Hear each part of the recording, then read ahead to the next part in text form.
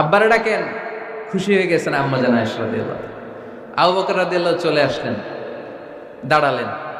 এবার বিষ্ণু ইসলাম বললেন, তাতাকাল্লিমিন আও আতাকাল্লাম, কি ঘটছে আমাদের মাঝে, তুমি বলবা না আমি বলবো? আম্মা জান আয়েশা বললেন, তাতাকাল্লামু আনতা ওয়ালা তাকুল ইল্লা হাক্কান, আপনিই বলেন তবে সত্য ছাড়া মিথ্যা বললেন না। আবু বকর রাদিয়াল্লাহু তাআলা আনহু শুনে রেগে গেলেন, কি এ কেমন কথা তোমার? নবীকে উদ্দেশ্য করে তুমি বলছো সত্য ছাড়া মিথ্যা বলবেন না, নবী কখনো মিথ্যা বলবে নাকি? রেগে মেয়ের গায়ে মেরেছে এক চর। চর খেয়ে আম্মা জান আয়েশা উল্টে পড়ে গেলেন। সাইয়েদনা আবু বকর রাদিয়াল্লাহু তাআলা আনহু রেগে গড়গড় করতে লাগলেন, আবার মারার জন্য উদ্যত হলেন। আম্মা জান আয়েশা রাদিয়াল্লাহু তাআলা আনহু বাঁচার জন্য এবার বিশ্বনবীর পিছনে যে আশ্রয় নিলেন। সুবহানাল্লাহ পড়বেন না?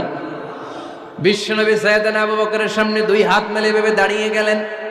আল্লাহর হাবিব যখন আম্মা জান আয়েশাকে বাঁচানোর জন্য দুই হাত উঁচু করে দাঁড়িয়ে গেলেন, সাইয়েদনা আবু বকর